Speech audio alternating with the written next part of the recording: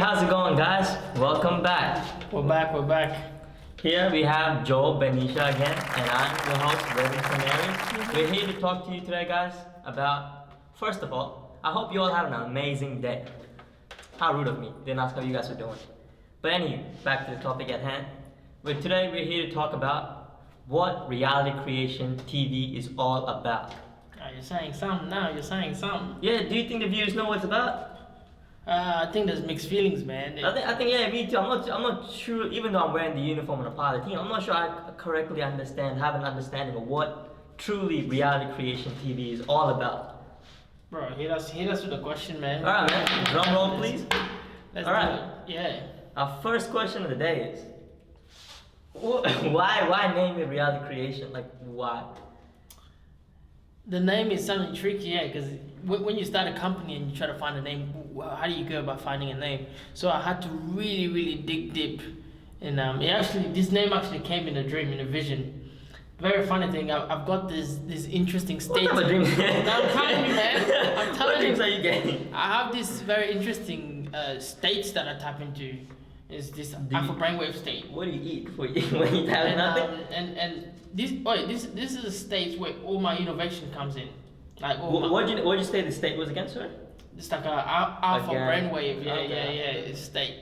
All my innovation actually comes from here. It's ridiculous, yeah. Alright. And it's I'm not in like a sleepy state, whatever, but I'm aware, and usually when I go in these states, I go out of the body. It's an out of body experience, and okay. And so it's not like passive sleep that people say. It's like when they sleep but they're aware of their surroundings. Is it something like that? It's essentially similar to that. Oh, okay, I get what you're saying, yeah. But every genius will know these states because they have to tap into it to create this innovation they come in with. Oh, and so okay. when you're in that state, there's perfect clarity, right? You just know. Okay. And all the information and knowledge that comes in when you're in that state is pure gold. It's pure gold. So I was in that state, and I was thinking, but early on this used to be called Monday nights Bible study, because we actually used to do studies in lines back there. And I said no. This I have great vision for this. So what we're gonna call it? So I remember being in that state, right? Okay. And I'm in that state, and I'm absent from the body, and I'm present with the Lord. And so he starts feeding me ideas, right? Innovation ideas, and then it's popping in my head. And I remember the name coming straight clearly to me. What we're gonna do, and it wasn't even in the form of a name, right? It was in the form of what we're gonna do. It's like, what we're gonna do is we're gonna work towards helping people create the reality that they desire. All right. And so that's the ultimate thing that came to the. So what are we doing? We're helping people create the reality that they desire. So it's reality creation. Sounds pretty simple. Yeah, it is. It's exactly what we do. We help people create the reality they desire. So you come in and you have a reality, you desire a certain way, you want to live your life, and you say, cool, Joe, the guys at Reality Creation, what can I do to achieve this reality? And we help you essentially create that reality. So basically, the whole name is derived for the purpose of what this business or this whole living system is that its purpose is to help for the people create their reality of their choice. 100%, man. There's nothing else to do, right? Just think about it. People, everybody has a dream, everybody has a vision. People know what they want. Some people don't know what they want, but even those who don't know what they want. But so, as you guys can see, we have the symbol of reality creation in the back. That's the one. Very shining, That's a man the in the one. middle with the tie.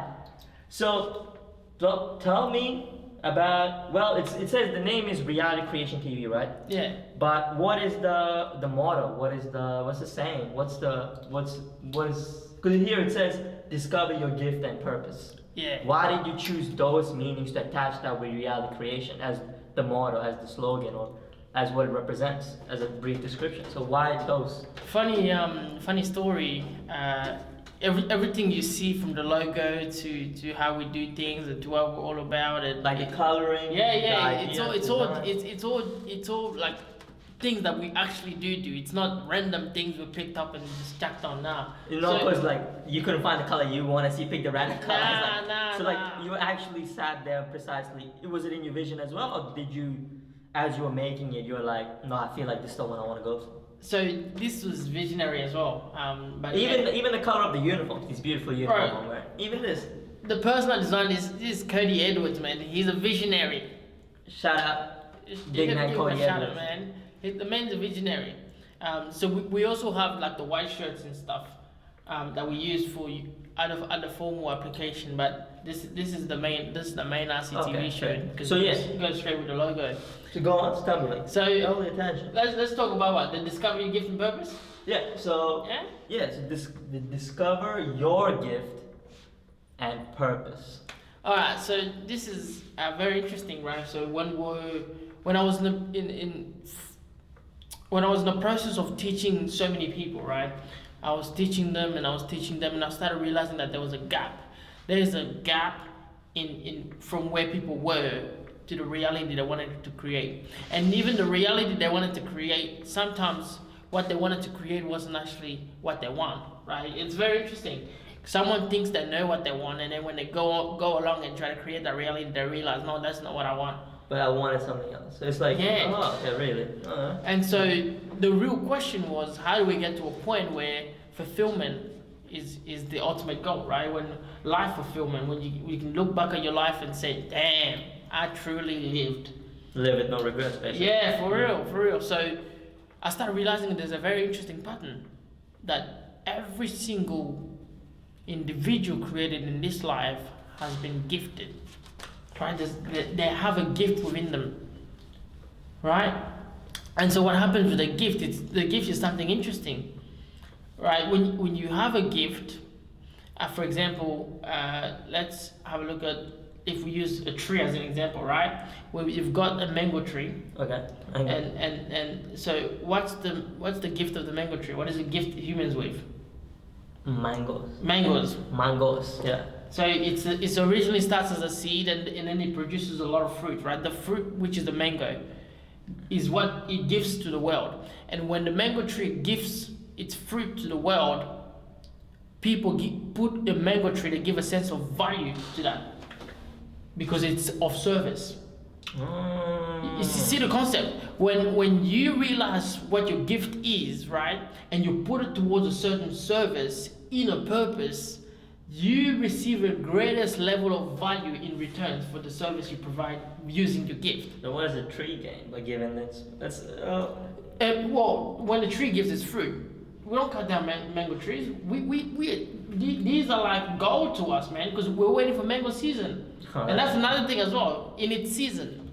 The service in its season. So it's not like 24/7. Nah. Like you can consistently be helping, but everything has a season. There's the season, yeah. Yes, you understood like the vision. Basically, the statement of discover your gift and purpose is the statement of a person creating the reality, and their reality is to discover their gift and use it in a specific way, which is called a purpose, right? Yeah, and that's the ultimate ultimately what service is all about.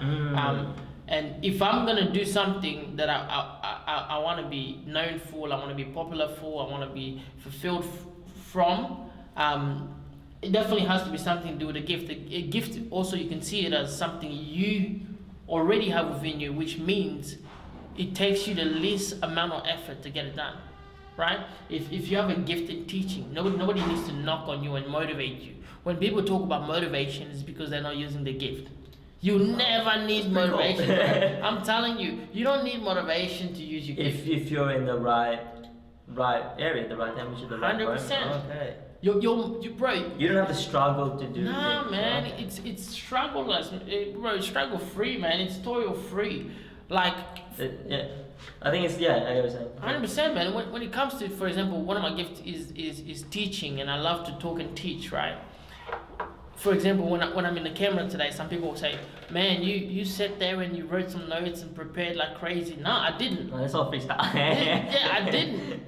I can This is coming straight from the bottom of my heart. I didn't have to write a 20-page description of what RCTV is all about and what we do. No. It's because you have love for it, you believe it, it's your thing. Beautiful. It's deeply rooted in me, and I know what I'm teaching, and because I know what I'm teaching, it's the phrase like you know the certain things like at the back of your hand.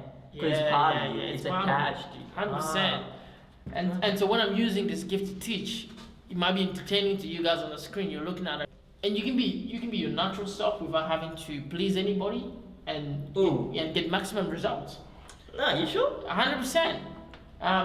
Matter of fact, if I go to a business meeting or I go get a business project or whatever, when I'm not utilizing my gift and I'm trying to fit in with everybody else, is when I struggle the most.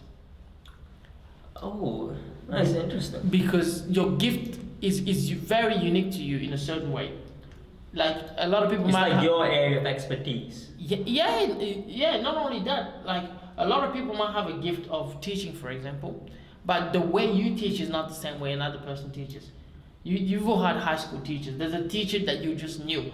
You couldn't even understand what they were doing different. Like it wasn't they were following the curriculum like everybody else was following. But when this person it's like the teaching, deliverance or something is like very. And you can't actually pinpoint what it is, but it's just this hidden gift, is this light shining through them.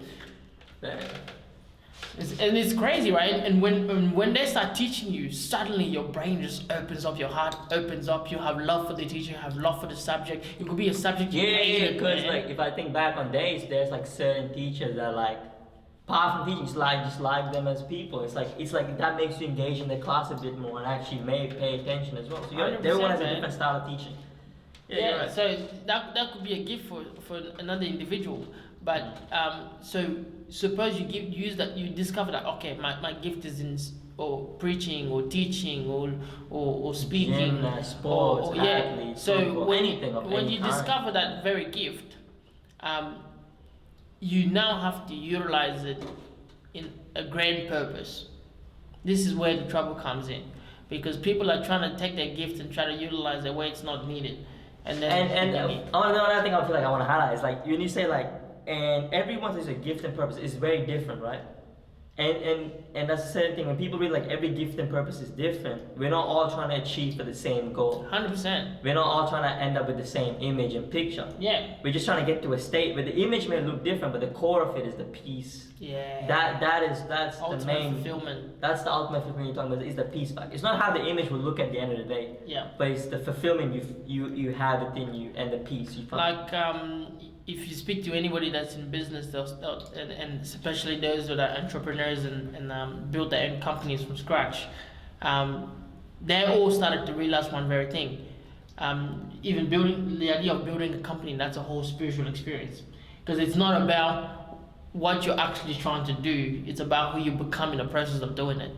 It's the journey, not the destination. Yeah, 100%. And always. It's always to do with who you become in the process of making it, right? Because I know there's a scripture that says, brethren, I pray that you prosper as your soul prospers.